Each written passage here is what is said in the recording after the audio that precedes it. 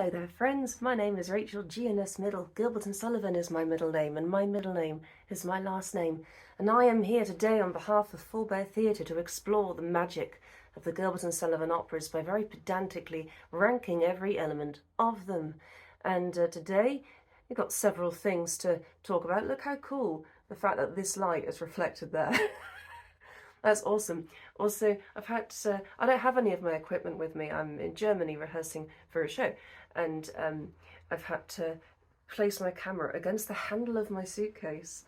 I can't take a picture of it because I'm using my phone to film, but it means the camera's like facing upwards towards me, so it looks like I'm kind of looking down on you, telling you to think about what you've done. So what we're going to do today is we're going to crack on talking about one of the big final topics in the Gilbert and Sullivan operas, and this is a huge one. This topic is basically Sir Arthur Sullivan's contribution, i.e. best music. I could tell you, I had a lot of fun doing this, a lot of mad, pedantic, really intense fun with my Excel document. Oh yeah, you need to subscribe to this. Just subscribe to this channel. So what I did first was that I re-ranked every single number in the Gilbert and Sullivan operas according to how good the music was in each one. Now, I didn't just think about orchestration or actual physical quality of the music, if music even has a physical quality, because you also have to take into account things like word painting. So if a song isn't maybe that advanced musically, but is just so good at giving us an atmosphere, I'm thinking about how the others rank the overtures and trying to use that for myself. The way I did this, I'm telling you right now, it took me forever. Like this video alone, I've done about 20 hours of work in preparation for this. It is pretty crazy.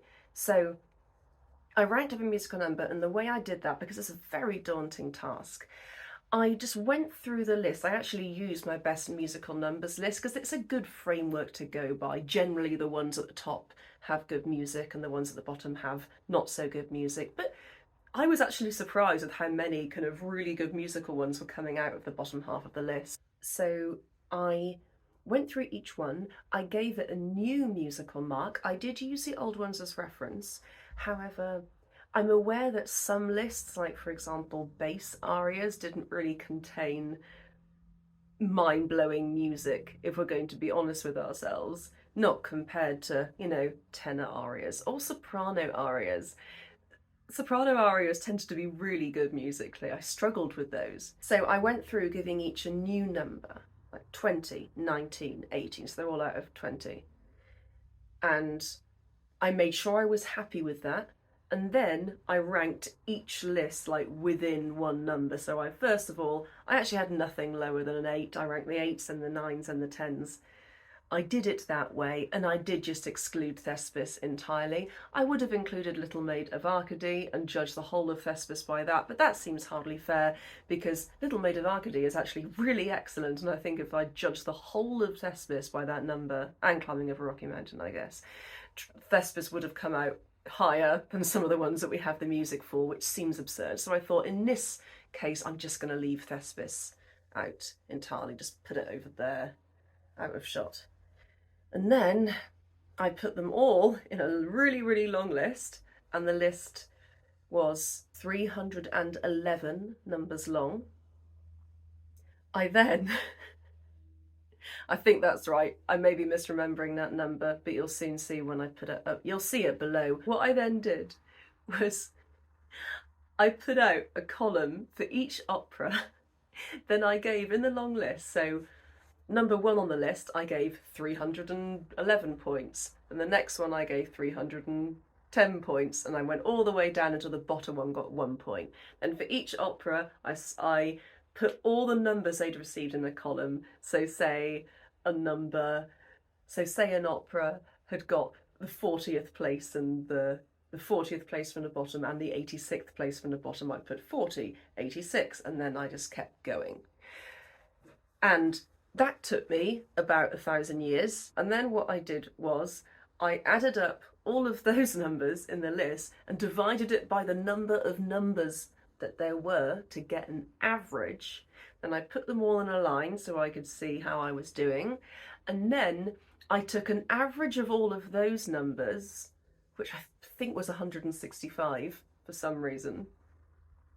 And then I decided how much I wanted to weigh the Act 1 finale and the overture against that. I did that by thinking, well, the Act 1 finale is a good chunk of each opera, and some of them, it's like, some of them are bigger than others. They range somewhere from about 6 to as much as about 14%. That was just me using my intuition. So I thought, okay, well, let's do 10%. So I took, and then I rounded it down. So I took 16. I was like, well, 16 needs to be roughly the average of the marks that these get for the Act 1 finales. So I realised, okay, what I have to do now is I have to give each Act 1 finale 2 points, 4 points, 6 points, so a multiple of 2 points. So I gave the worst Act 1 finale for music, and I just judged these myself based on mine and Joanna's musical scores. It did boost Utopia a couple. Sorry, Joanna. The Utopia Act 1 finale music is really, really good. I get that dramatically it's a bit stunted, but it does get a boost. And I also boosted Sorcerer above RUDDIGORE because I do think it is musically cleaner. But apart from that, the actual overall ranking of the Act 1 finales didn't really change too much. So I then gave, I guess it would be Pirates, I gave 2 points. I gave Pinafore 4 points, and I went up until I'd got...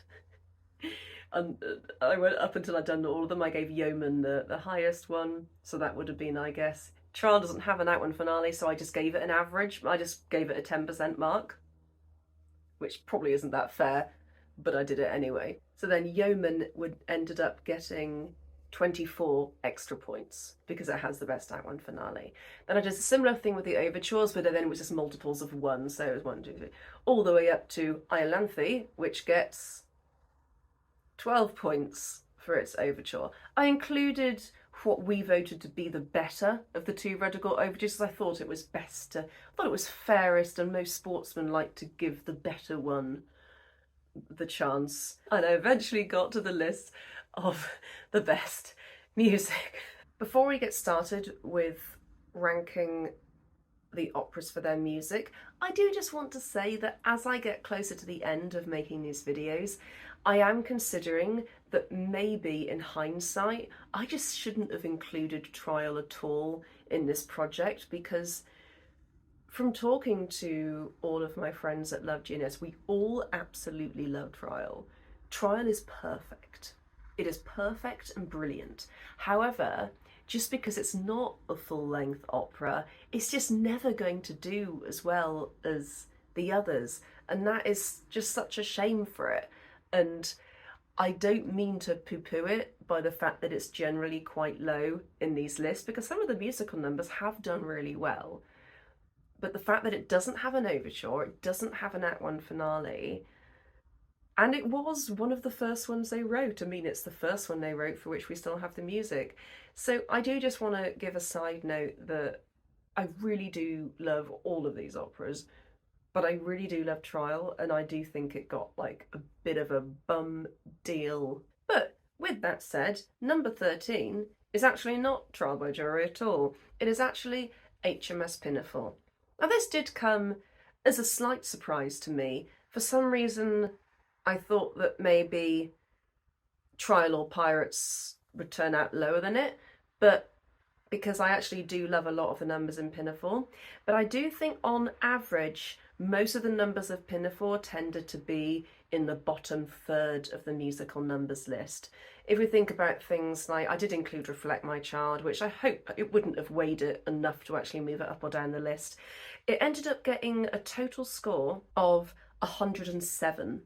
We've got things like Things Are Seldom What They Seem, and When I Was a Lad, and I'm Called Little Buttercup, and I Am the Monarch of the Seas.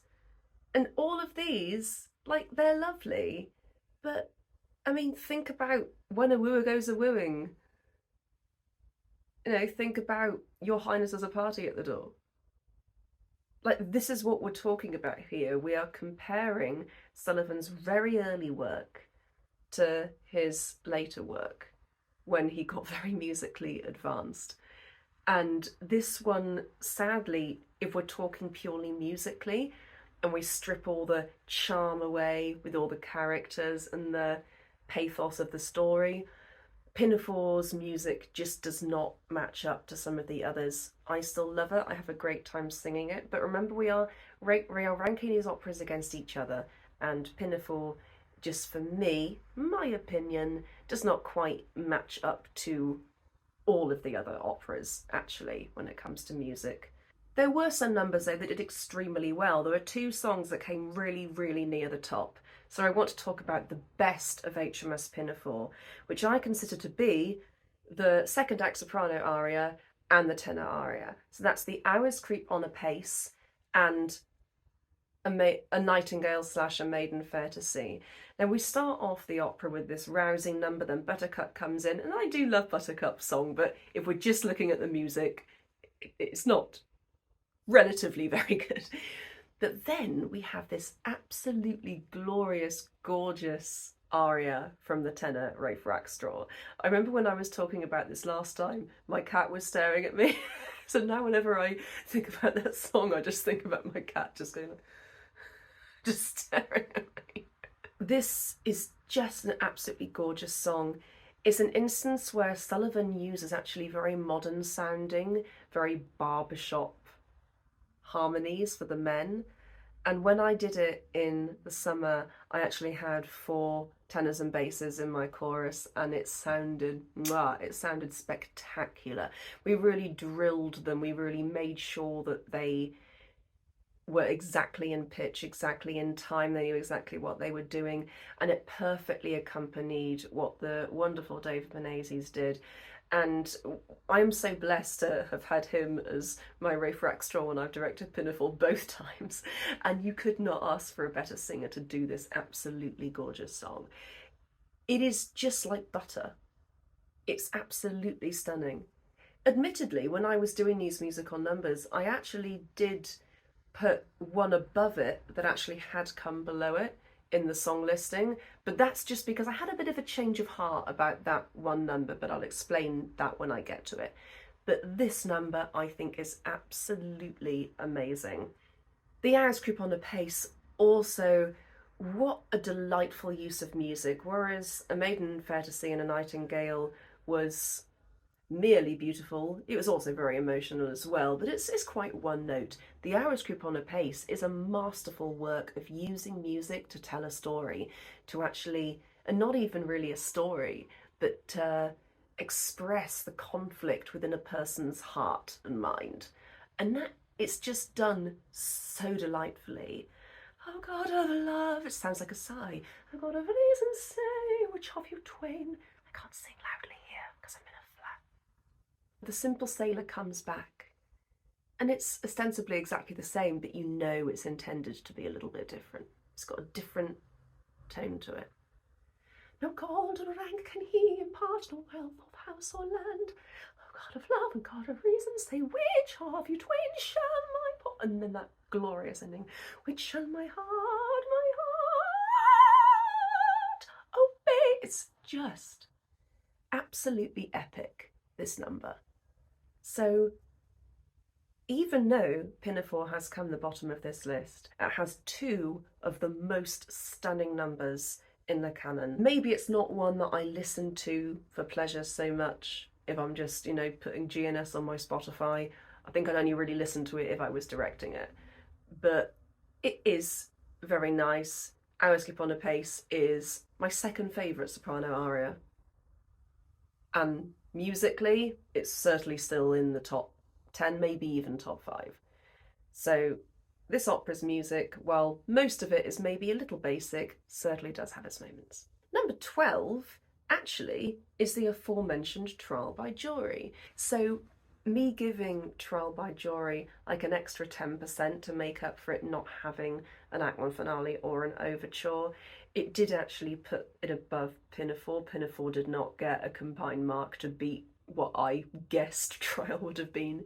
However, having said that, we do have a little introduction to Hark the Hour, which is great, and A Nice Dilemma is kind of got that Act 1 finale energy, And for that, like, that is a fantastic song. So I do think it deserves to go above Pinafore. Again, with Trial, the issue with Trial is not that the music itself is basic, it's more just that every song is just so short and underdeveloped.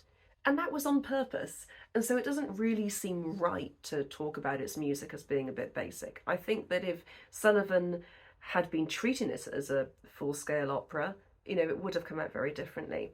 There are 4 songs from Trial that made it into the top third of this list. Hark the Hour of Ten is Sounding is my favourite song musically from Trial by Jury. This is an excellent opener. It's so exciting. It's just brimming with energy and tension. I think it is an amazing number musically and dramatically, but even if you take away all the lyrics to it, I mean, the lyrics are actually very basic.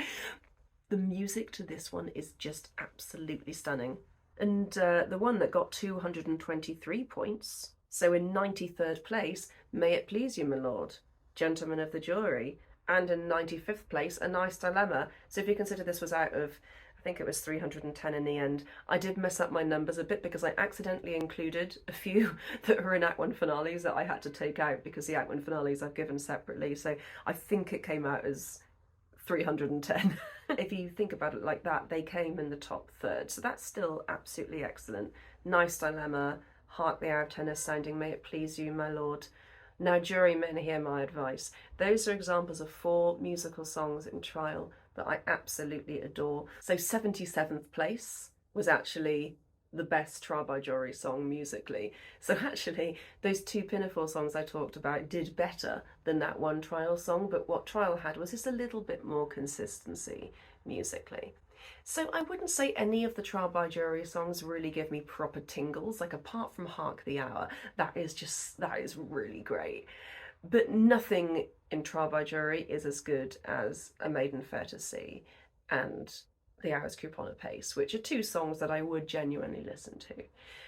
Trial by Jury, excellent music, really fun to sing along to, but I think a lot of the magic of Trial does come from the clever lyrics, from just the atmosphere, from the characters, from the dramatic stakes, like all the crazy stuff that's going on. So when we're only considering music, I do think that we lose a lot. And that's maybe not so true of some of the others on this list. So, in 11th place, we come to The Pirates of Penzance. And again, this is one that suffered from having just several numbers that I'm really not too fond of at all musically. In fact, Pirates had 3 numbers that got fewer than 10 points. When Frederick Was a Little Lad, which is a song that I'm really not fond of at all. I've sung it myself as Ruth. I've performed as Ruth twice. I enjoy playing Ruth, but I do not enjoy that song. Whenever I watch the show, I don't think there's ever been a single rendition of this song that I've said, oh, that was a cracking song, I really enjoyed that one. And especially if you're just considering the music and taking away the story, it's even worse, really. Poor Oh Poor the Pirate, Sherry is just an introduction that I think is very underwhelming, not at all funny, just a bit wet. I'm really not a fan of this Pirates opening. I am the very model of a modern Major General. Musically, I don't particularly enjoy it. It's a great patter song, it's fun, I think it came quite middle of the pack in the patter songs, but just when you consider the music of it, there's nothing particularly special about it at all. It's very, very simple, which was intended to serve the purpose of the patter person being able to spit out all those lyrics. But there are patter songs above it that have really, really amazing music. So we can't just say, well, it's a patter song, so obviously it's not going to be as good. Because some of them really do manage to be. We actually do have some patter songs really, really high on this list. And lest we forget, with coming in at a mere 18 points, we have Better Far to Live and Die, the Pirate King's song. I just do not like the music of this at all. I find it so underwhelming. The introduction, the overly long introduction, which every director struggles with. I mean, maybe that's me being very underestimating of other directors. maybe other Pirates directors have had a ball with this opening, but I find it really problematic. I don't know what to do with it. It's really hard to maintain the energy of that final line. Have you ever seen the Pirates as anything other than like the Pirate King just walks around in a circle waving a flag in that? Maybe you have. You know what? I never see the Pirates of Penzance because I'm always just in it. Whenever I'm in it, that is what happens. However, let's not be down on the Pirates of Penzance. Let's also talk about some of the numbers that are done really well on this list, so we can remind ourselves that I do love the music of Pirates of Penzance, and also it does completely make sense that Pirates would be lower on this list because Arthur Sullivan should have got better as a composer while he was going. There are some exceptions to that. I think there's one early one that's done very well, and there's one later than one that's done not so well for music. So there are maybe 2 exceptions to that rule, but on the whole, he has tended to go better as he goes. And that is what you'd expect from a composer. So I think if we're trying to defend Pirates by saying, oh, Pirates has better music than Utopia, you are deluding yourself because it just does not. However, let us look at some of those really good numbers. So with 197 points and coming in 119th place is With Cat Like Tread. Maybe it seems like it's not done very well, but it is almost in the top third. And with Cat Like Tread, it is very dramatic and it's fun. But, you know, musically, if we're comparing it to something similar like Loudly Let the Trumpet Spray, there's a clear difference because one just seems to be quite stately, whereas the other one has so many layers and colours and emotional sinisterness, and it's just so interesting. Whereas this, I wouldn't say is so complex or interesting. And maybe it's because of the emotional difference between the 2 choruses, but I would argue that I probably prefer to be in the Pirates chorus than the Piers chorus. I don't know, they came roughly the same, I think, in my chorus list. But the Pirates surely have lots to do and can move around a lot, and this is a really fun number to sing, so that has done really well. Also, coming in 86th place is All Is Prepared, Your Gallant Crew Awaits You, which I'm going to tell you now, as a musical number, without considering more than the music, does an awful lot better than this. But it has come in 86th place when we're just considering the music. It is lovely. I'm not denying it is lovely. And I agree that it is one of the most dramatically profound moments in the canon. It's almost in the top quarter. And considering it's one of his early operas, I think that it's done very, very well. Also, this is another song that I absolutely adore. Oh, Is There Not One Maiden Breast? It is musically glorious. It's so much fun for a tenor. So surprisingly for me, David Menezes prefers to sing this one to the one I've just talked about, A Maiden Fair to See and A Nightingale. I feel like the Pinafore one has more scope to kind of show off your voice in, but Maiden Breast is perhaps just more dramatically cathartic. But yeah, that one's done very, very well. But the winner, of course, which came in 76th place. So as a side note, I'm going to post all these musical numbers in the list below and you can check the actual number there because I did mess these up a little bit by putting some Ackman Finale numbers in that I had to take out. So it might not be 76, but it's around there.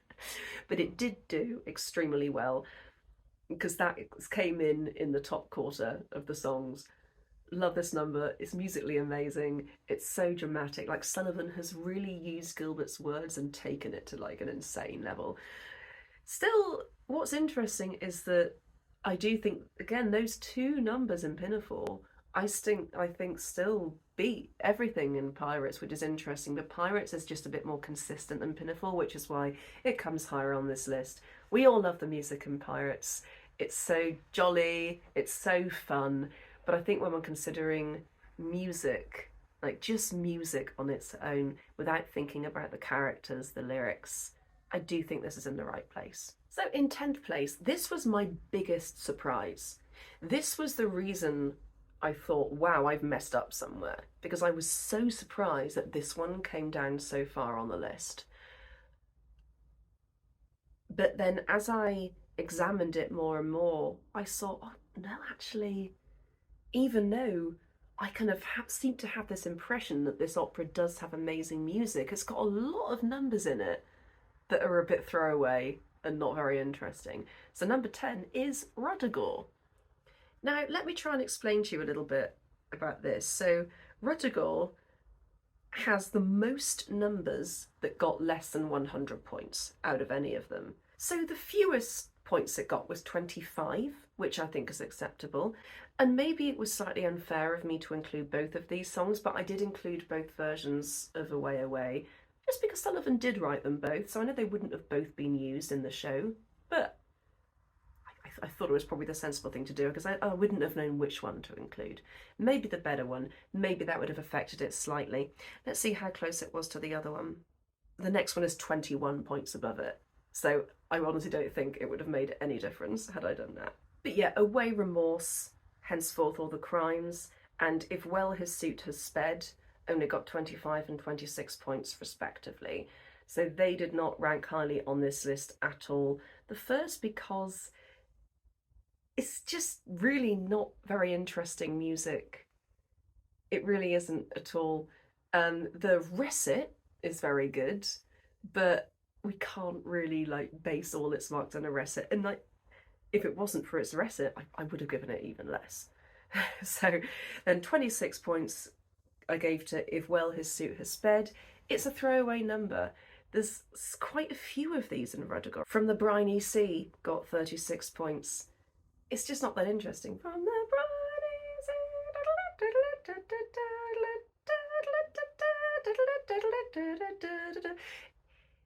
I feel like because RUDDIGORE is set in like quite a simple village, there's something quite underwhelming and simple about its music in a way that's not so true of the Sorcerer, which is really interesting.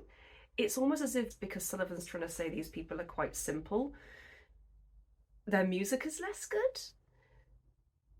It's really strange. And then Away Remorse for 35 years, so the slightly better of the two, got 38 points. We got quite a lot more that got fewer than 100 points.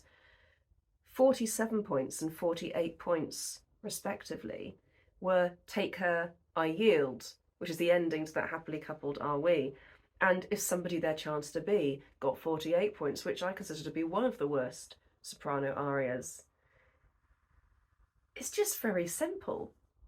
Listen to the music in your head. It's a very, very simple tune. And I'm not saying simple means bad, but I don't really see any reason why it needed to be simple. There don't seem to be any layers in here, no counter melodies. It just all seems to me to be very basic. A lot of these songs in RUDDIGORE I love, but I think I love RUDDIGORE more for the characters than I love it for the music. And this list has really shown me that, because I honestly thought RUDDIGORE was going to come 6th, 7th in this list, and it came 10th, so I was dead wrong about where RUDDIGORE was going to show up. However, let's not be down on RUDDIGORE, let's talk about some of the better numbers, and there are quite a few numbers here that are in the top third. We got In Sailing Our Lives Oceans Wide, which dramatically I'm not a big fan of, but musically it is so incredible. It's really textured. That one is just a cracking trio. And with 236 points, When the Night Wind Howls, which I did say earlier that the bass arias list maybe was not such a strong list, so even though this one came second in its list, I didn't rank it really, really top, but it has done very well. It is a very interesting song. I love how every verse is different. There's a little dweet dweet on the flutes. 241 points I gave to Happily Coupled Are We. I love this song. I love the kind of dramatic journey it takes Rose on. I think Sullivan has really woven the confusion into the music here. And that's about whether we're brave together. This is so gorgeous. This one just gives me one of those serotonin rushes that I'm always talking about. Love this number. And then, of course, 271 points go to Oh Why Am I Moody and Sad, which is another one that has done maybe a lot better in the overall musical numbers list, but in the musical list I can't give it a really crazy high score, even though it's done pretty well. 271 points when the maximum is 310. That's pretty good. But this one I do adore, even though it is really simple, because it just captures the mood so well. So Sullivan is able to do simple and very good at the same time. It's just that in some numbers like of somebody their chance to be. I'm just not feeling that. Tell me if you disagree, but I'm not feeling that. So I'm not marking things down for being simple, as that has proved. Also, with 289 points, we're getting really close to the top now, painted emblems of a race. I adore this number. It came top of my chorus numbers list, even above Eagle High, which I'm obsessed with. So this number is one that just completely encapsulates the emotions that Robin must be going through. It's just so tense and so still. It's absolutely sublime, this one. But then my favourite musical number from RUDDIGORE with 305 points is Cheerily Carols the Lark, Mad Margaret's aria. So this one only just missed out on being in the top 10 musical numbers of the Gilbert and Sullivan operas. This number is just so clever musically. The aria, again, is simple, but it just takes you on an emotional journey. Like the music itself does that, not even the lyrics.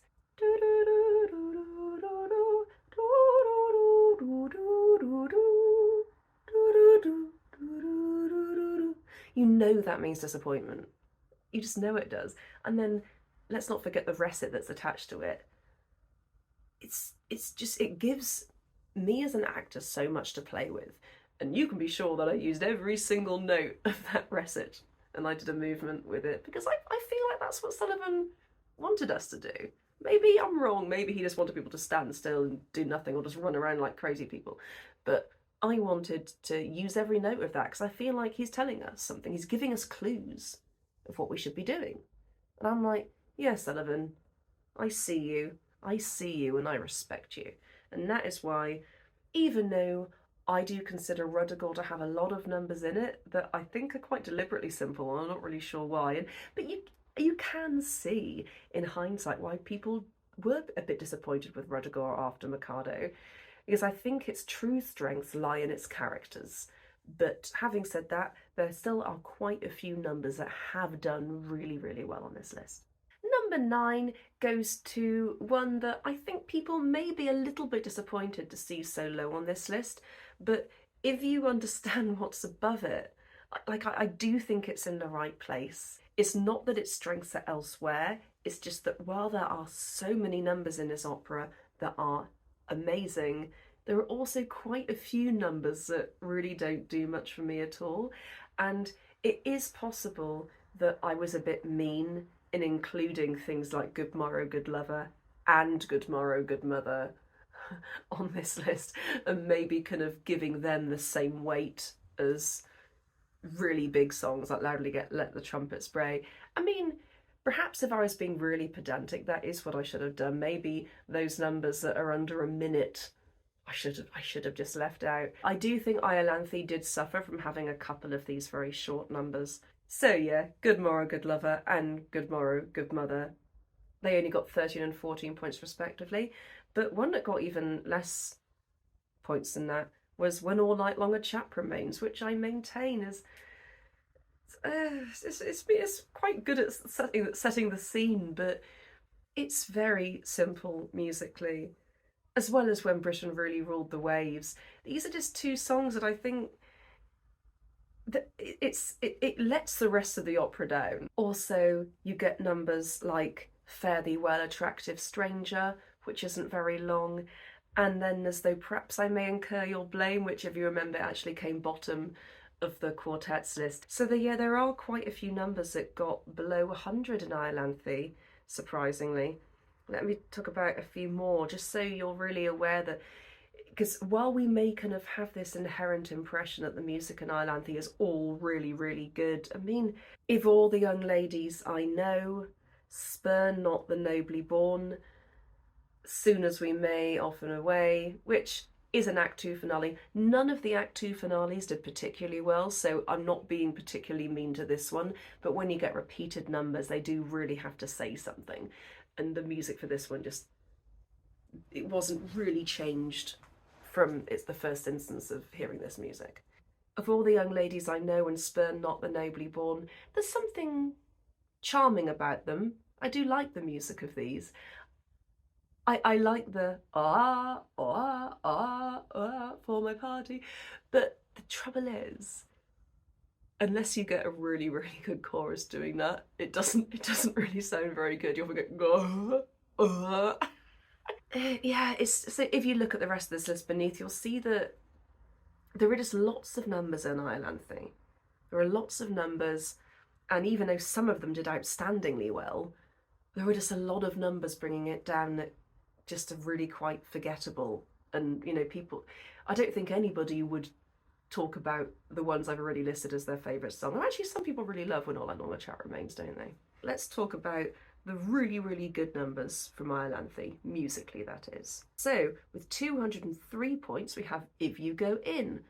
Again, I don't think there's anything particularly masterful about this music, but it just gives me an utter rush of serotonin, and I love it. And at 233 points, we have The Law is the True Embodiment. This is an example of a patter song on the list that has done really, really well. At 287 points, we have Loudly Let the Trumpets Bray, one of the greatest numbers in GNS. Absolutely stunning. Iolanthe, From Thy Dark Exile Thou Art Summoned, got 292 points. This sets the tone so well for what's to come. It's just the perfect little that, and then My Lord, a Suppliant at Thy Feet. It's just these glorious bookends of Iolanthe's journey in this opera. 297 points goes to Love Unrequited Rob Me of My Rest, which is, I believe, the best patter song on this list. I mean, there is patter in higher songs, but as a purely patter song, this one is the winner musically. It was also just the winner generally, wasn't it? But there's so many texts, do do do do do do do do do do do do, bam bam. There's so much stuff going on in a way that, I mean, think about this song, and then think about dum bum bum bum bum bum bum bum. I am the very model of it. It's not the same, but in second place on this list, in my opinion, let me make that very clear, in second place with 314 points goes to My Lord, a Suppliant at Your Feet. I did maybe unconsciously add the rest on afterwards, but I think even without it, it would have got this place. It is simple, but just think how much the music of this, without even thinking of the lyrics, think how incredibly vibrating that is emotionally, how moving that is, and then think of somebody their chance to be. Iolanthe does have some of the most incredible numbers on this list, but for some reason it also has these really short numbers, which aren't really anything. And maybe it was unfair of me to give the same weight to those little numbers as to the big numbers, but I feel like I've done the same thing to all operas across the board, and so what I've done probably is fair. The only way I think I could do that differently is if I were to literally time every song and time the whole opera and then give them a mark that's relative to the proportion of the opera it is. So I guess if I was being even more pedantic than I already am with my 20-hour spreadsheets that I've made, I could do that. But that would take 1,000,000 hours. So maybe that's something I'll do later. But the thing is, the next opera still beat this one by 14 points. This one has 171 points, and the one above it has 185 points. So I really don't think that even if I'd given the extra weight, it would have beaten the next one. And actually, looking at the next one, I don't think it should have beaten it. So moving on to number 8, and I do think that logically this one does deserve to get a higher placement than Iolanthe. These two are seen by a lot of people as being very similar in standard across the board, but I do think that this one slightly has the edge over the other one, and that one is Patience. Even though I think that perhaps Iolanthe does have more numbers that are absolutely spectacular, I think Patience is just a lot cleaner across the board. Its numbers just seem to be a lot crisper and less throwaway. Let's have a look at how many numbers in Patience did badly. And actually, there really aren't too many that did very badly. Its lowest one was a 10. I actually can't remember what that one was. It was, I'm a Waterloo House Young Man. So that is when Grosvenor comes back in with the ladies. So that is a bit of a throwaway song. A lot of these throwaway songs did just do badly as a result, but also it ends very abruptly. I think it's a weird reuse of that song, and it's so actually I gave the original song with this music, it comes quite a bit higher, but this one I just don't really think is very special, unfortunately. And then I did include the cut song, Though Men of Rank May Useless Seem. I think the music in this is fine. It's fine. But the thing is, there are only really a very small number of songs on this list that I actively dislike the music for. Most of these ones in the first 100, they're just, that's all right. And I think that's one of these ones. I think that the reconstruction is great, but I also think maybe there is a reason why it was cut. Maybe it was mostly the lyrics. I do like that jump though. Certainly more interesting than some of the other songs in this list. Then getting 43 points is sadly Pretty Maiden. This is a song that I do really love, but musically it really is very basic. I think it does serve the moment very well. We get on 53 points. We have When I First Put This Uniform On, again, like another song that is just a bit of a throwaway. I kind of forget about it. It's never a song that I'm like, ooh, I'm glad this song's here. It's just one that I don't particularly think anyone enjoys that much. Correct me if I'm wrong. And then again, the Act 2 finale comes with only 63 points. Most of these Act 2 finales did not do that well. But then, Patience does have some really awesome numbers that I will talk about in the top third of this list. So with 212 points, we have 20 Lovesick Maidens We, which is an opening, but it is still absolutely amazing.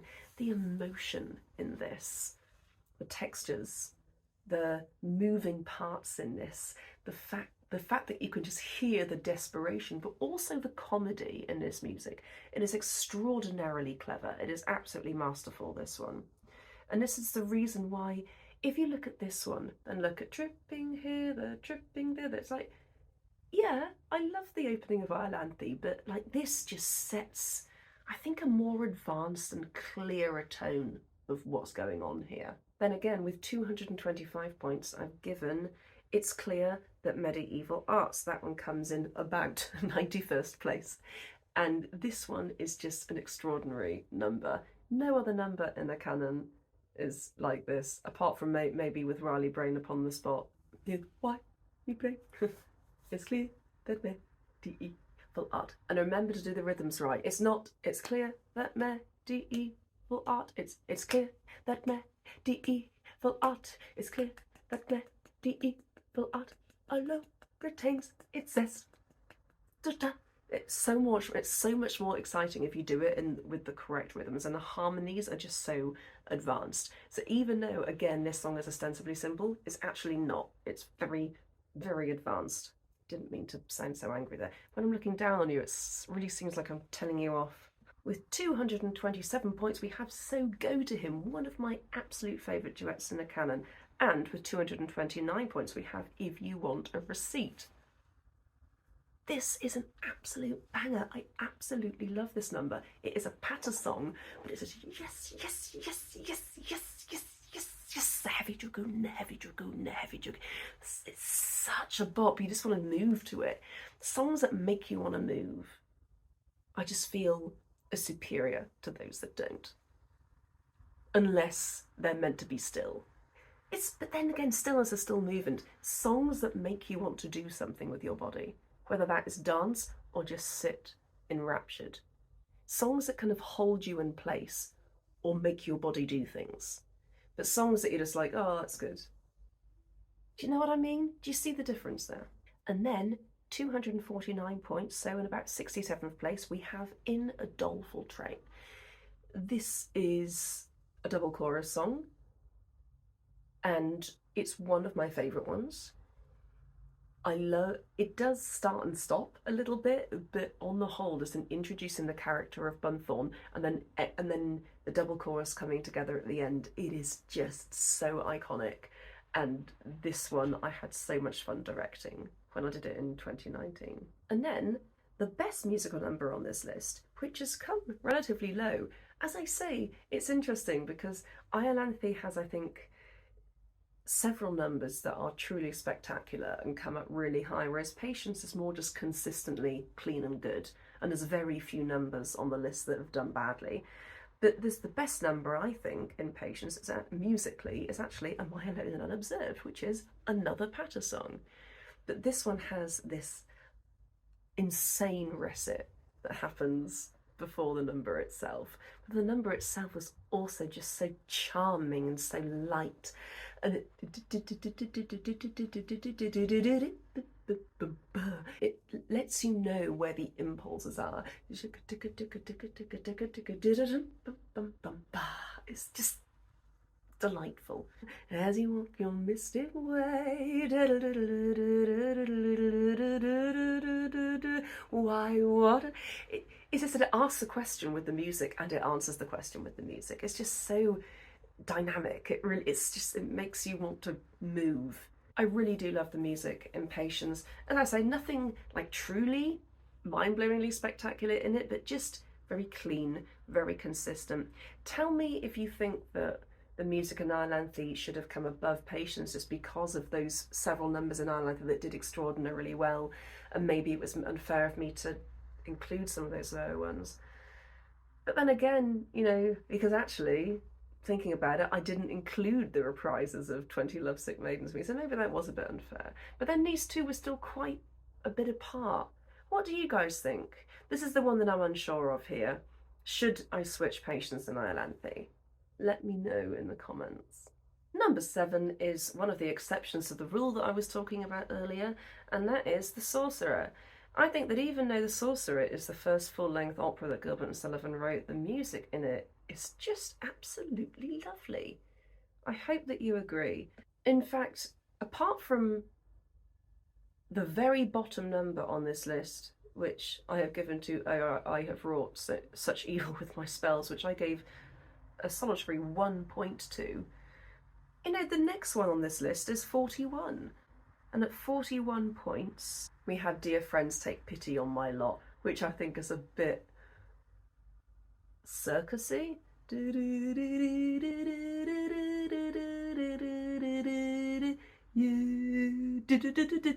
It's just, to me, it doesn't really feel cohesive musically. There's something about it that's a little bit lacking, and without the lyrics, it's just not something I consider to be particularly fun or interesting. It's only made really good, I think, by the lyrics and the actor playing Constance, and to some extent, the very deaf old man. And then just above that, with 42 points, we have Or He or I Must Die, which is the Act 2 finale. One of the weaker Act 2 finales, in my opinion. There's a lot of stopping and starting in it. There is some actually pretty good music in it, but it's just not particularly clean or cohesive when you think about some of the other ones. Then with 76 points, another one that didn't do so well is When He Is Here. I actually do like this song emotionally. I think the music does a similar thing emotionally even to what it's doing in My Lord a Suppliant. So I do not hate the music of this one at all. It may just be that it's because the two verses are exactly the same.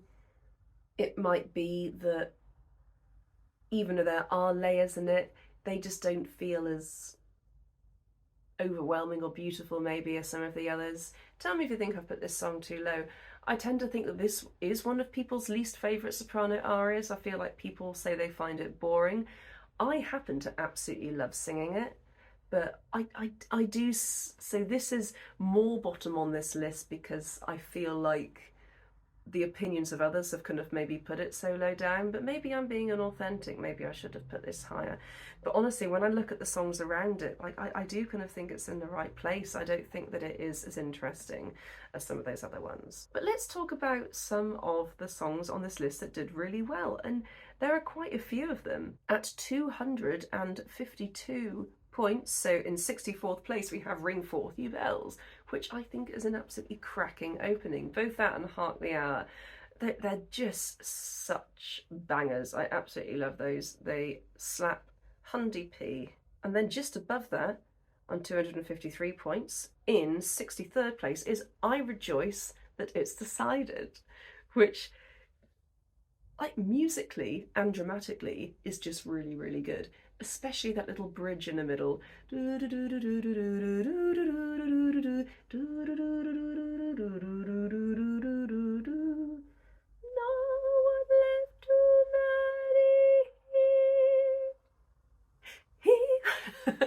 This, that little harmony section there before they go back into the chorus again is so, it's so beautiful musically, but it's also really clever and really funny.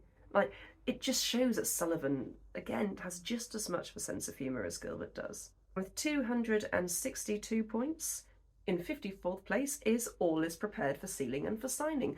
Again, an absolutely raucous number. This one is truly excellent. It didn't do, like, extremely monumentally well, I think, because on the surface level it maybe is erring towards a bit more simple, but considering that it is quite simple and it's quite simple rhythmically and harmonically, it is just so rousing and fun that it deserves just to go quite a bit higher on this list, which it did.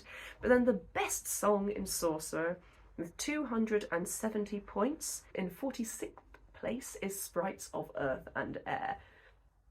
This is a tremendous number. It's so much fun, it's so clever, it's got lots of little layers and stops and starts in it, but the stops and starts, rather than it seeming like the music isn't very good, it actually adds a layer of tension, which I think is masterful on Sullivan's part. He's just so good at creating an atmosphere. This is one of those songs that, you know, while the music isn't, you know, particularly beautiful, it's got such a high mark because it just creates such a tremendous atmosphere. So I do love the music in The Sorcerer. Also remember that Act 1 finale, A Marvellous Illusion, A Terrible Surprise. One of the highlights of the canon for me musically. Absolutely love that bit. The Sorcerer is one where I did move up the Act 1 finale in the order from how me and Joanna discussed it, because if we're just considering music, I did think it deserved to be a tiny bit higher. I think I maybe moved it up 1 or 2 places. But this opera, I love this opera musically. I think it's particularly impressive considering it was the first one they wrote together for which the music has survived, the first long form opera. But I don't want to think of Pinafore and Pirates as being like weird blips. I think that Sorcerer is also quite simple and basic dramatically, and maybe doing Pinafore and Pirates was their way of getting into topsy-turvydom, and then when it comes to Patience, Iolanthe, they really kind of find what they're really very good at. They kind of managed to find this synergy. Absolutely nothing bad to say about the music in The Sorcerer, apart from Oh, I Have Wrought Much Evil with My Spells, which I think is a pretty bad number musically. In 6th place we have an opera which is always going to be very, very high on my list forever, and that is the Mikado. The music in the Mikado is so much better than I thought it was at the start of making this list. I remembered it as being pretty simple, very few moments of true brilliance, but actually in the process of making this video I realised that so much of the music in Mikado is really extremely good. Having said that, there probably are a few ones in it that are a bit of a dud. With 2 points on this list, we have A Someday It May Happen That a Victim Must Be Found, one of the least interesting songs in the canon. Of course, people can add their own very offensive lyrics to it, which is always hilarious and never upsetting. But just in general, the music in this song is certainly not what makes it good. With 27 points, we have Mia Sama, Mia Sama. Again, a bit of a throwaway number. It's just not a number you'd kind of put on to listen to, is it? With 59 points, so, you know, we're moving out of bad territory and getting into just like, oh, okay, yeah, that's fine. From Every Kind of Man. This is a song that I absolutely love. I think it's hilarious. It's a great entrance of the Mikado and the alto, but it's mostly in the lyrics. And the music is good, but it's just very simple compared to some of the other sublime numbers on this list. Then with 84 points, so still in that bottom third, we have a more humane Mikado, and then just 2 above it on 86 we have Braid the Raven Hair. Again, 2 numbers which I just find musically are relatively forgettable. So nothing bad here, just the Mikado does have quite a few numbers in it that just aren't terribly interesting. But then, wow, talk about the numbers that have come really high on this list. 273 points in 43rd place. I am so proud. It might seem like, wow, that one came 43rd place or maybe 39th place once I get my numbers sorted out. Sorry, that's really low for this number, but there are a lot of numbers in the Gilbert and Sullivan operas. There are maybe a couple of layering issues in that bit where all the baritones sing at once, but the end of it is absolutely iconic. It is infamous. In 32nd place at 284 points, we get Our Great Mikado, Virtuous Man, which is the auxiliary baritones number. This is one that Will brought my attention to, telling me that he had so much fun playing this part. And honestly, when we were doing our baritone arias list, I realised myself, wait, this number is actually amazing. Musically, it's just so funny, musically. And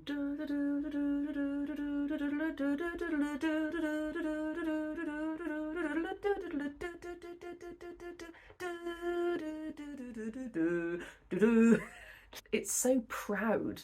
It's even prouder than I Am So Proud, which is a mean feat. Then with 288 points, we have If You Want to Know Who We Are, which is just the most like, we are here. We are here on this stage singing to you. It's one of the greatest openings of the GNS operas. It just punches you in the face with sound. That on fuzz, on jar, on screen, on fan, on many, many, many, many, many, many, many, many a jar. It's an absolute bop. It's so thick. It's just layered with so many voices and so many things going on. So many colours in it. It's just one of my favourite numbers in the canon. With 290 points, we have the number that comes almost right after that, which is A Wandering Minstrel, So this one came in 26th place for me, or possibly 22nd place. It astounds me, this number, musically. I think that dramatically it's also really great. The only reason it came middle ground on my tenor arias list is because it doesn't really tell you much about the character or the story, so it's more just like an amazing number in itself out of context. But for that, you know, I do really appreciate it. If you think about how many journeys it takes you through, I'll sigh with you, but when patriotic sentiment is wanted, and if you call for a song of the sea, it takes you through so many different stars. And that If You Call for a Song with the Sea is so much better than I Shipped You a Sea. It does nautical better than RUDDIGORE does, which is quite surprising. But then those harmonies at the end, with dreamy lullaby, lullaby, makes me just cry with happiness. I love this song so much. But then the best number I have on this list for the Mikado, with 303 points in 13th place, is Behold the Lord High Executioner. I think it's even better than the opening number. I think it's even better than A Wandering Minstrel. It's just so, again, the music itself is funny. The lyrics are painted so well. That extra bow down, like he didn't have to put that in there. That was presumably Sullivan's decision to put that in. It's that sudden extra bow down to the Lord. It is the grandest thing I think you will ever hear on this list. In fact, it's done even better than Knightsbridge Nursemaids. And that would have been difficult for me to put it above that. This is a number that just makes me want to scream and shout out of happiness whenever I hear it. And that little taken from a county jail by a set of curious chances. It's such a storytelling and it's just so lovely.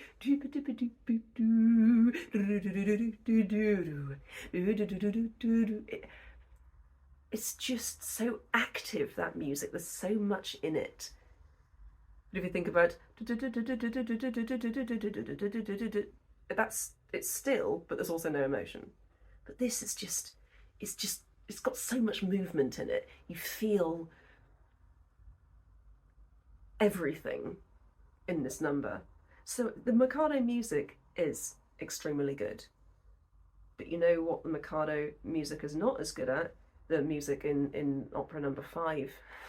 So number 5 I have given to an opera that I didn't think I particularly liked when I started making these videos. But as time has gone on, I've warmed to it considerably. I do think it has a lot of problems, but music-wise, it does come very high on this list naturally, and that is Princess Ida. So there are a few numbers on this list that maybe didn't do so well, but nothing that got absurdly low. Our lowest point was actually 20 points. And that goes to This Is Our Duty Plain, I'm afraid. No matter how much Will tries to convince me, I can't get behind this song. 33 points goes to Come Mighty Must. Again, like, maybe it's quite clever. I think somebody in my comments tried to say that it really does capture the feeling that you have in academia about like drama going on between teachers and professors and things, but the music itself, it does sound quite academic, but to me it's just very forgettable. It's one of those pieces that I've listened to very many times, but it never really stays in my head. I can't really get to grips with it, I'm afraid. I don't particularly enjoy it. With 49 points, we have When Arrow Spoke Sarcastic Joke. This is just one of the more forgettable patter songs for me. It's not particularly interesting. Again, it's not bad. It's just one that I don't particularly think about. I wouldn't want to just put on Spotify if I thought, ooh, let's think of a good GNS song to listen to. Then also with 72 points in roughly 244th place, I've given to Now Wouldn't You Like to Rule the Roost. It's got some nice harmonies in there, but the music is very simple, and it's not one that I'd really think about or give a lot of time to. However, when it comes to the really good numbers on this list, let's just talk about the top 5 numbers on this list. And these are very tippity-top, tip-toppity. And with 256 points in number 60th place is the epic trio Gently Gently. Whereas, you know, it has some problematic lyrics. Musically, I absolutely adore this one. I think it's utterly fabulous. And it's just got so many little cute little bits. In these other phenomena that every pretty domina is up in this college. It's got so many different kind of areas in it. There are lots of different themes that go through.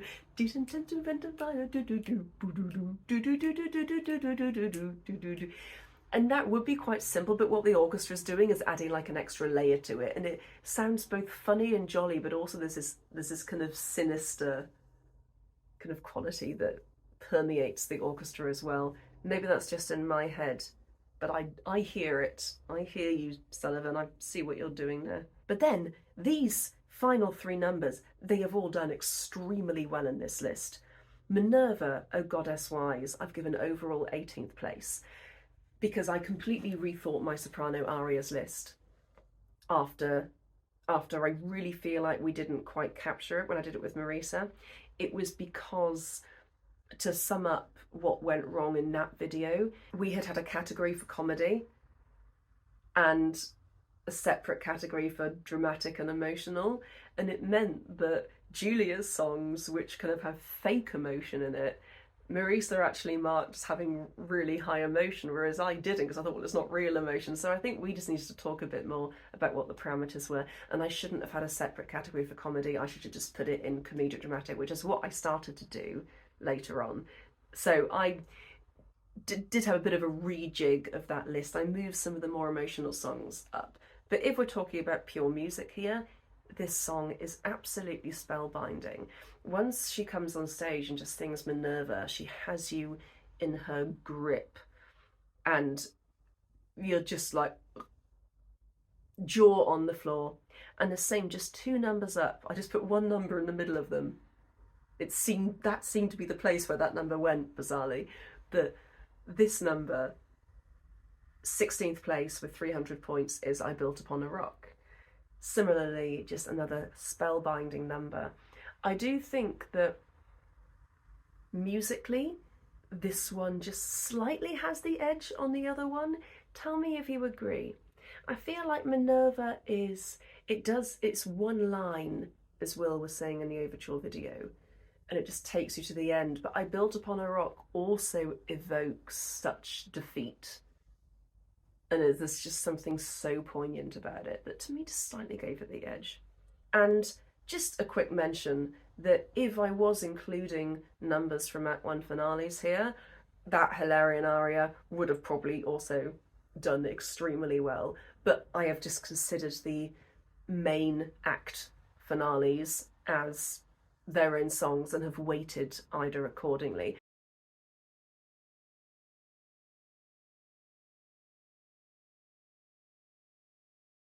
But then, getting 315 points, number 1 on this list. So this is a number that I consider to be the best musical number in the Gilbert and Sullivan operas, is The World is But a Broken Toy. And I was very surprised at this. I had always put this quite high. I'd always thought, oh, this will end up in the top 10. But then I had like a listen to my top 5. And then I listened, I can't remember where it was initially. And then the more I listened to this song, I was thinking, this is actually the best one, musically. There's something so profound about when that unreal, it's lovely as hue, its pains alone are true, alas, the one. There's something insanely good about that. It even beats My Lord a Suppliant at Your Feet. And it beats all of the other songs on this list because it has come first. So while Ida has only come 5th overall, number 1 is a song from Princess Ida. And for that, Princess Ida should be heartily commended. Some people may think I should have given this place to the one I'm about to talk about and switched Ida and this one. Tell me if you think I should have done that. But the thing is, they came 10 points apart. So even if I'd had a diddle, I don't think it would have really changed things. But let's move on to number 4. Number 4, for best music in the Gilbert and Sullivan operas, goes to our wacky favourite, Utopia Limited, which is one that I never would have thought would have done particularly well on any of these lists before I started making these videos. But now I've got to know it much better. I've even been in it once more. One strength it really does have is its music, so I'm not surprised it has done really well on this list.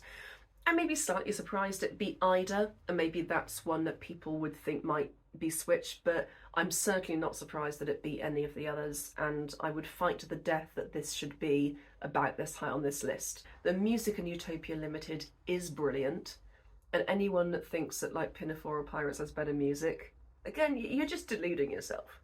All subjective, but yeah. And Utopia Limited actually does kind of win in the respect that it was the last one to be given a low point. How do I say that? So I went to the bottom of the list. I gave the first one 1 point, the second one 2 points, and went up. And actually, Utopia Limited has the highest lowest score, if that makes sense. So its lowest score got 40 points. And that song is A King of Autocratic Power We, which also came bottom of our baritone arias. And actually, since making that video, me and Will did Utopia Limited, and he actually really enjoyed that song. So I don't think it's a bad song at all. It's just quite basic. That's the only reason it's come so low on this list, but it's not even bad. That's the funny thing about Utopia Limited. There's no bad songs in Utopia Limited. There's no throwaway songs. They're all pretty good. And then its next lowest score after that is 81, and that one is Boldface Ranger. And that's even quite exciting. I think the only reason people don't like that song so much, like including me, is because it just goes on quite a long time. But it is pretty good. Bold-faced stranger, perfect stranger. It is actually quite exciting, but yeah, it is definitely deserving of its place relatively low down the list. But you know, I like it. It has its charm. And then getting 89 points is The Entrance of the Court, which is just a piece of music without any words. And you know, while I really, really like it, it's just a rather forgettable number. And yeah, so as I say, there are really no bad numbers from Utopia Limited on this list, but they're looking at the top 5 numbers from it. Wow, in 5th place in the Utopia Limited songs with 299 points, in 17th place is O Maiden Rich and Girt in Law. This is a song that came in between Minerva and I Built Upon a Rock. This is a tremendous song. Like, I agree that maybe the start of it isn't the most interesting thing in the world, but the Knightsbridge nursemaid section and then the kind of duet over the chorus that comes in at the end. Guys, it's the best thing. It is the absolute best thing. Knightsbridge, when that note, Knightsbridge nursemaids, when that note Knights comes in, it's one of the most exciting moments of my life every time. Knightsbridge nursemaids are having fairies. It makes me excited just thinking about it. Then with 302 points in 14th place is With Wily Brain Upon the Spot. This did not win the trios, I Am So Proud did, but this one is musically better than I Am So Proud, I would hasten to say. Just think about that gorgeous counter melody in the orchestra that goes over the trio.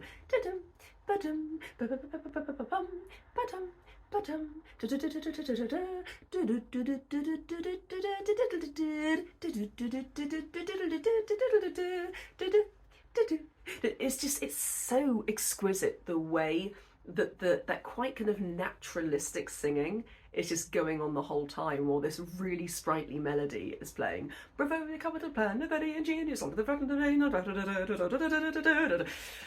It's just, everything's weaving in and out. It's so magnificent. The music in this opera is really, really good. It really is. And if you don't believe me, go and listen to it.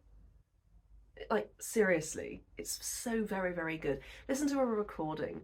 I think that this is one of the ones that maybe when it's performed it doesn't sound so good because people don't know it so well, but honestly the recordings, they're very good. And even on some recordings it's just it's quite slow, but when the tempi are just nice and bright, it brings the whole thing to life. Then we have, with 307 points in 9th place, is Let All Your Doubts Take Wing.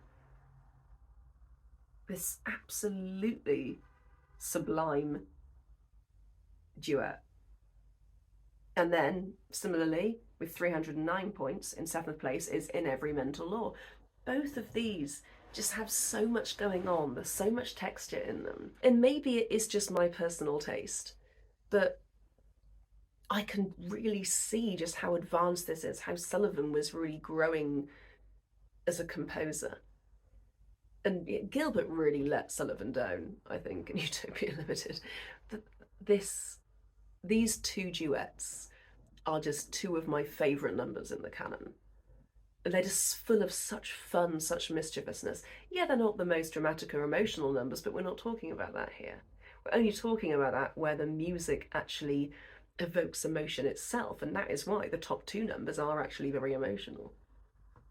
But these 2 very much deserve their place at the top of this list. Oh, and I've missed out number 308 as well. So number 8 with 308 points is Eagle High, which is one of the most masterful pieces of chorus writing I think Sullivan, or indeed any composer, has ever done. Not that I know much about other opera composers. I'm very much focused on Gilbert and Sullivan. So yeah, even though nothing got above a 7, numbers 9, 8 and 7 in the entire list are all numbers from Utopia Limited. The music in Utopia Limited is just exquisite. I really encourage people that if they think that's weird or they don't really agree with it, like, go and listen to it. Listen to it. Just I haven't even mentioned things like Quaff the Nectar, because that, even though it is beautiful, didn't quite make it to be, you know, to the stage that I would talk about it. But so many moments in this opera are just to die for. Although A Native Maids the Cream, even that didn't, that is another exquisite number that I just wasn't really able to talk about, because it was, where was I though of Native Maids the Cream? Number 33. So even that number, which I absolutely love, only got to 33. There are a lot of great songs in these operas, who knew? I love the music in The Gondoliers. I think it is one of the more consistent ones, but having said that, there are still several quite weak numbers in The Gondoliers, so let's talk about those. With just 8 points is To Help Unhappy Commoners / Small Titles and Orders. Musically, this song does leave me pretty cold, I'm afraid. I really do not have much to say about it. It's just so dun dun dun dun dun. That's all it is. It's just, I think there's maybe, is there an oboe counter melody? But it's just doubling what the voice does, I think. Correct me if I'm wrong. Maybe it's not doubling the voice, but it's certainly not doing anything interesting enough for me to remember it. So let me tell you what I just did. So basically, I realised that one of the songs that had actually brought Gondoliers down was the fact that I'd included My Papa, He Keeps 3 Horses, as a number in itself.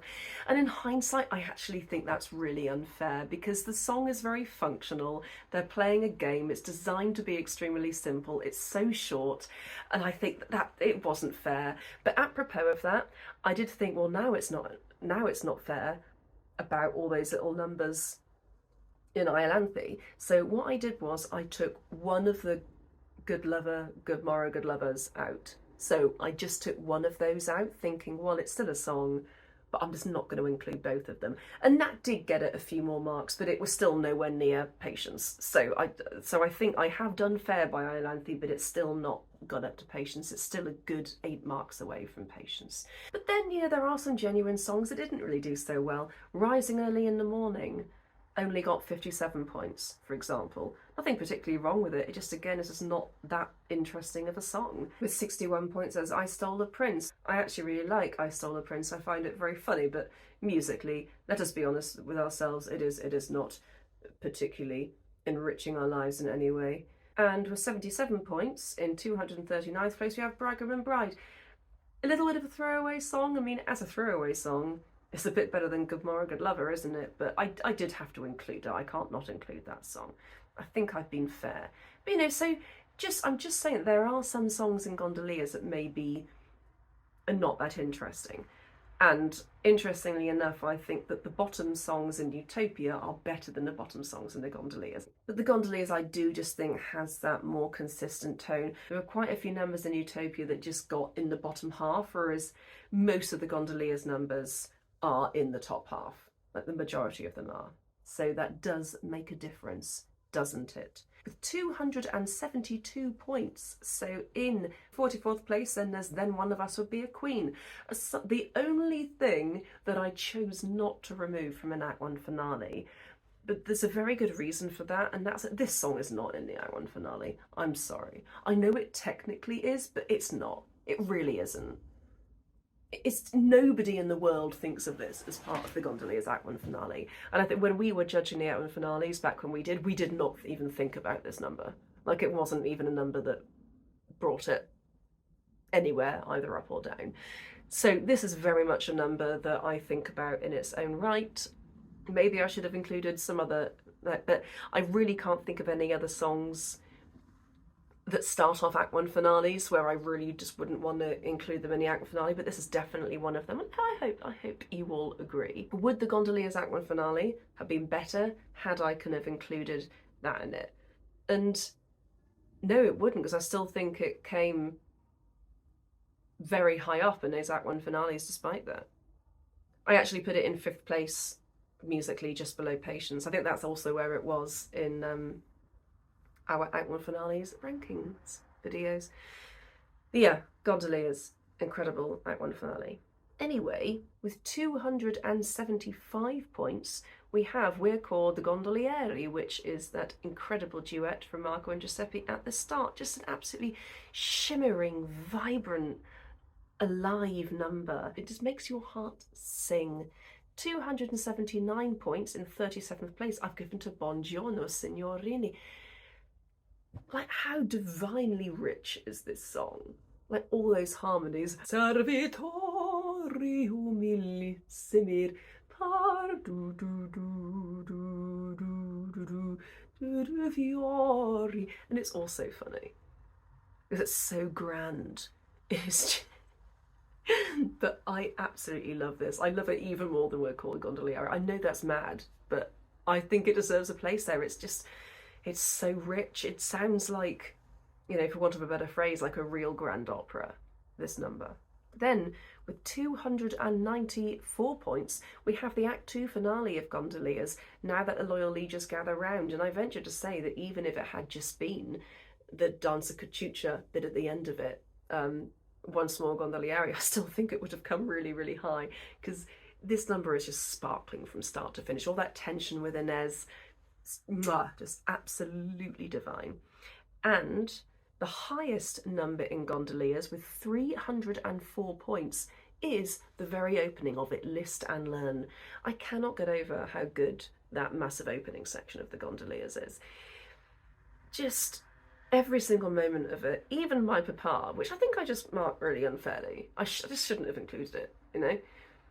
But List and Learn, it is like that shimmering on the surface of the water when you look out over a day that is not quite still. It's like a little breeze. You just see like a little ripple in the water. List and learn. It's just, it's so lazy, but also so full of tension and passion. It is truly one of the most gorgeous musical moments in the canon. And I'm very happy that Gondoliers eventually did beat Utopia. So, number 2 of the best music in the Gilbert and Sullivan operas goes to, I mean, I'm not very surprised it's ended up high. I think I'm surprised it ended up in number 2. But it definitely did by quite a wide margin. Utopia got 227 points in the end. Gondoliers got 230 points. Grand Duke got 238 points. So it was a whole 8 points ahead of Gondoliers. And it really does deserve to be there. I know you all might think I'm being kind of wacky and crazy putting Grand Duke and Utopia so high, but I have no ulterior motive here. I love all of these operas. I love them all the same you do. I love HMS Pinafore. You know, I love absolutely all of them, but the music in the Grand Duke, guys, it's really, really good. I think, again, like maybe the reason people don't realise is because they don't know it as well. So maybe when they see a production of it or they're in a production of it, it doesn't really sound so good to their ears, maybe because they just don't, they're just not as familiar with it. The orchestration in this opera, the layers of the voices, how utterly dramatic it is, but also the humour. You can just see so much of Sullivan's humour in the Grand Duke in a way that you can't even see it sometimes in the number 1. But this is truly epic, this opera. There are still some numbers that maybe not so good. Getting 29 points is Why Who Is This Approaching? Some might say that's a bit of a throwaway number. I'm still going to include it. It's a number. I cut my papa, but I'm not going to cut this. I do think that this is a number. And then 52 goes to Oh You're a Pretty Kind of Fellow, which is a song that, like, I don't know if this ever happens to anyone else, but I just completely forgot how this song went when I was trying to sing it to myself. Oh, you're a pretty kind of fellow, thus my life to shatter. Oh, but that's not it, because that's the tune for Do You Know Who I Am? It's because they both occur in the overture. I'm always getting them mixed up. It goes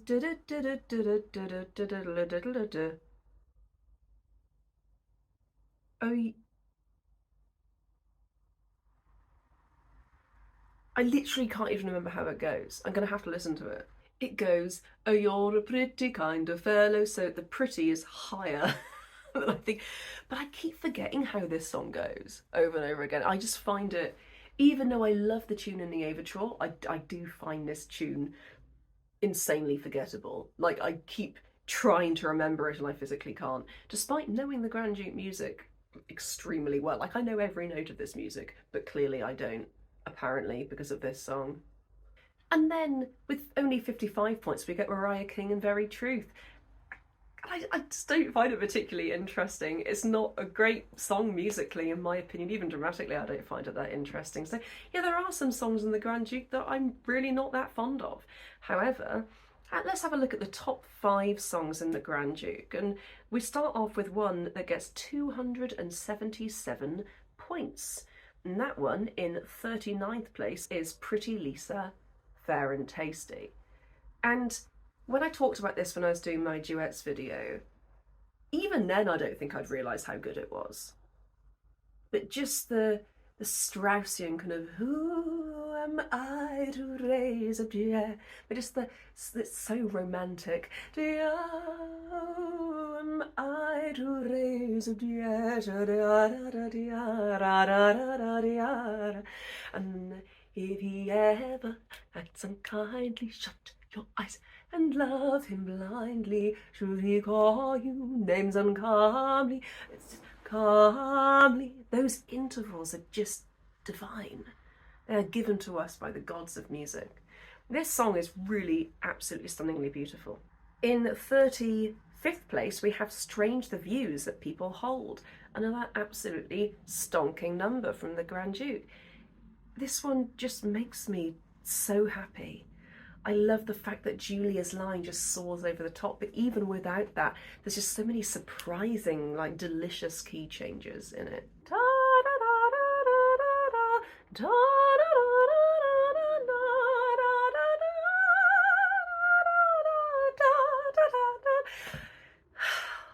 I remember this as one of like the first ones that I was properly into at the very start of my GNS career. The thing is, I will admit that I do have like a bit of a thing for the underdogs, so I've always kind of liked things that, you know, maybe I feel aren't liked very much by other people, but at the same time, I mean, me getting into GNS when I was 18, the Grand Duke just spoke to me in a way that the others didn't, even before I knew that it was the last one they made and people considered it to be unpopular. Like, I loved this before I knew that it wasn't one of the best light ones. But this number, oh, Strange the Views, glorious. 291 points goes to 10 minutes since I met a chap. What a riot. My gracious pals, gracious pals, no trauma vas good, eat 3 sausage rolls with relish. You booby dince, you overmense with no pretense to common sense, you stupid muff who's made of stuff not worth a pinch of snuff. Pack up at once and off we go, unless we're anxious to exhibit. This one just gets me going, gets my blood flowing through my veins that was previously still in my veins. This one, yeah, I have all the time in the world for this number. I cannot speak of it too highly. 295 points in number 21. 21st place goes to The Prince of Monte Carlo. What an absolutely epic number. This was apparently the most popular number on the first night of the Grand Duke. The reviewer loved this song. Gloom, plip, gloom, plip. It's just so lavish and stately, and the harmonies are just so delightful in the end of it. The Prince of Monte Carlo is to do little stir to be of a daughter. It's so delightful. It's so, there's just the way it shimmers, it's like other composers, you don't really hear this. This is something really special to Sullivan. How did he come up with this? It's so good. But then the best song from the Grand Duke actually comes in number 4th place overall, and that is So Ends My Dream / All Is Darksome. I truly think that this is the absolute best soprano aria and the second best aria in the canon.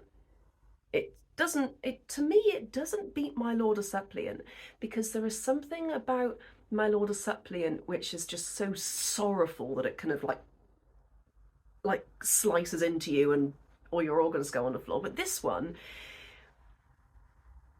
it is very dramatic and it's very beautiful, but I don't think it quite does it in the very same way that My Lord a Suppliant does. I feel like that one's a bit more genuine, but this one is just so rich. It's so full of that aim supreme has faded into air.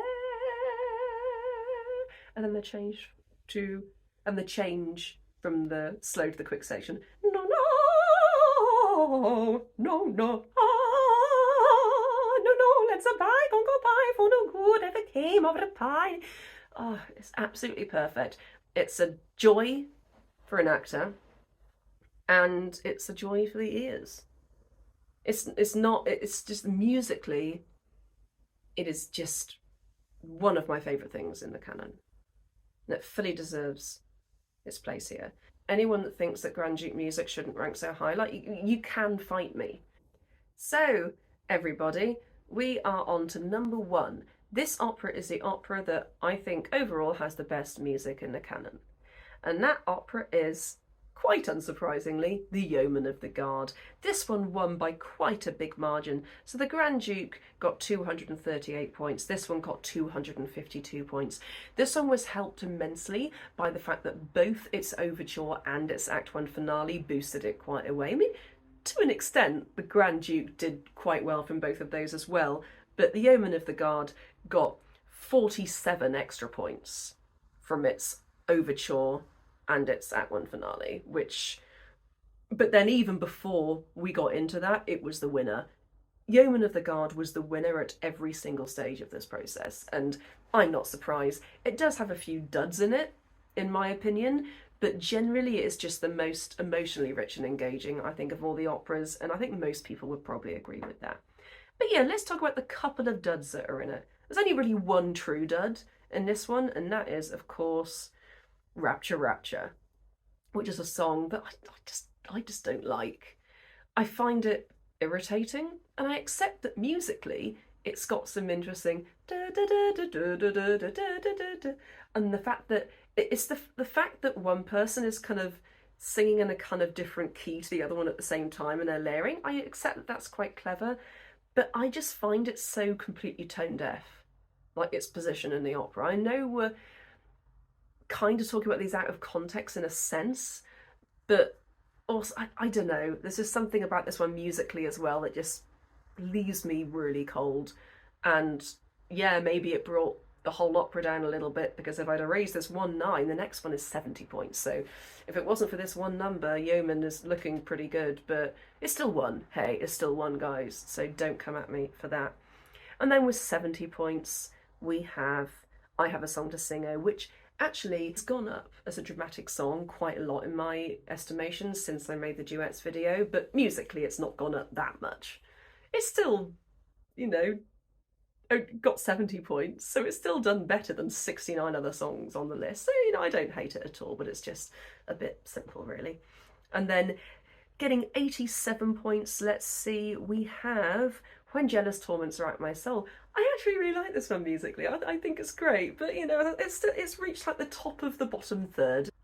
It's just got a few little funny stops and starts. That the bit before the bird that breakfast on your lip, I'm a bit about that musical transition. So I think there are things in it that maybe are a bit dodgy, that I can see why people cut it, but from now on I will not cut that song if I do. I mean, the only reason I cut it when I directed it a few years ago is because we only had 5 days to make that opera, so honestly anything I could cut I did, and I cut Laughing Boy and that one. But I would always use this song from now on, just because I do love this song. Let us have a look at the top 5 songs in this list, which all have at least 300 points. So in 15th place we have the opening of Act 2, Night Has Spread Her Pall Once More. Pall once more. Paul. One day I'm going to learn how to say that. There's so much going on in this. Night has spread her pall once more, and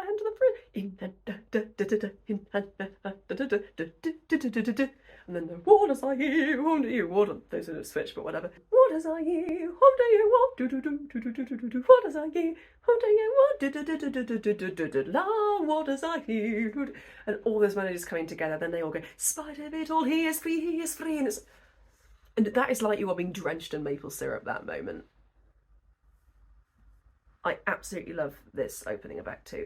It didn't beat the Sorcerer one dramatically, but musically, for me, it is the best one. So I do absolutely adore this number. And then, in 10th place, we have the ending of the show. So we have the Act 2 finale, Comes the Pretty Young Bride. This is another one that is just so full of absolutely incredible moments. It didn't feel right to put this one any higher because I felt that being able to go through all those changes is kind of a bit of a cheat. I want the main numbers on this list to be just clean single numbers.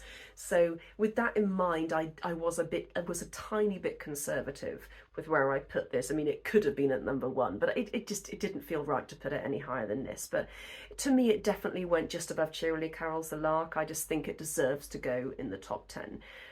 There's so many glorious things going on. Elsie's Elena, My Loved One, the chorus coming in, that trio to Said That Joy and True Perfection, Jack Point coming in at the end, and that Oh Day of Terror section. It is all incredible. There is not a single bad moment in that whole Act 2 finale. I actually slightly prefer the Gondoliers Act 2 finale, but this one I think I prefer musically again. So when we're just considering music, I do think this is the best one. Then in number 6th place, we have Tower Warders, which gets 310 points. I've talked at length about Tower Warders already, but I love it mostly for the solo and for the yeoman section in the middle and the solo of second yeoman / Merrill, however you want to cast it. That to me is just like, I keep saying things like being drenched in maple syrup, but this is like, you know, when you see videos of people like making those glass vases and they're turning that stick and you see the fire and it melts and it just becomes this really beautiful thing. It's just, I will never forget that day where I saw the E&O Yeomen. I was sitting in the audience and I got to hear the chorus go, in the odd, and on the syllable or of autumn.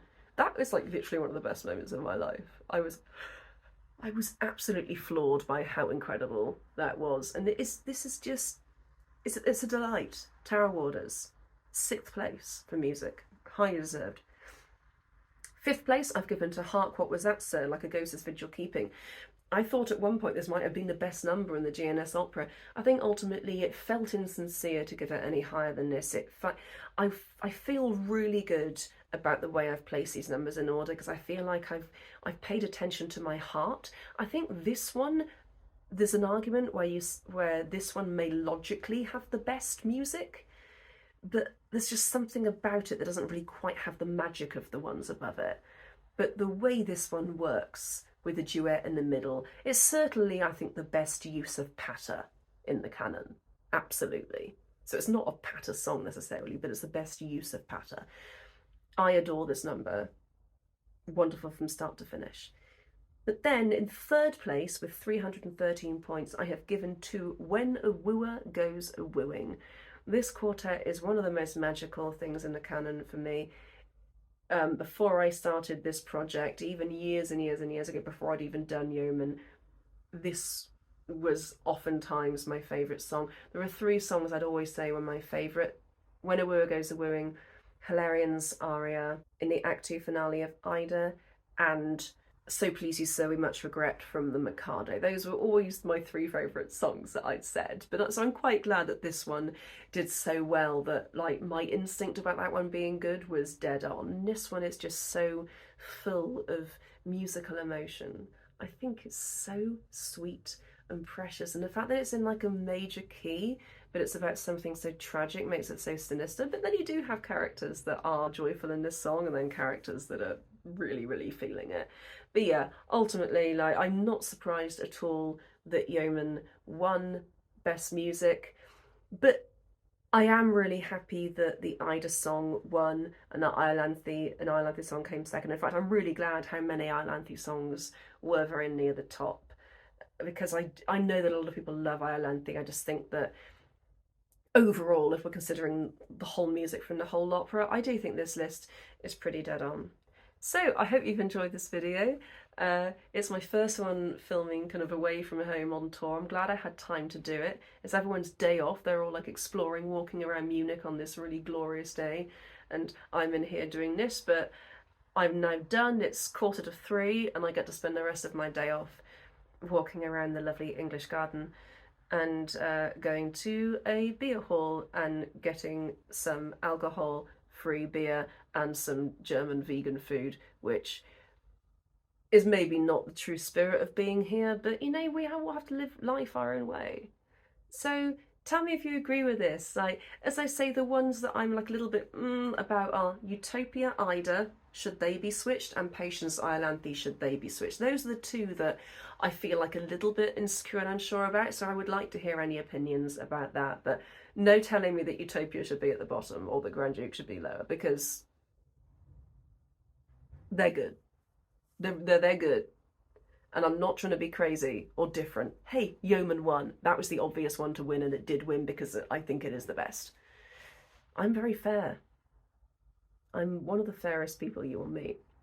And now I'm going to take this fox hat to a park / beer hall and enjoy Germany. And it's been great, and I love you all. Oh, thanks for returning it.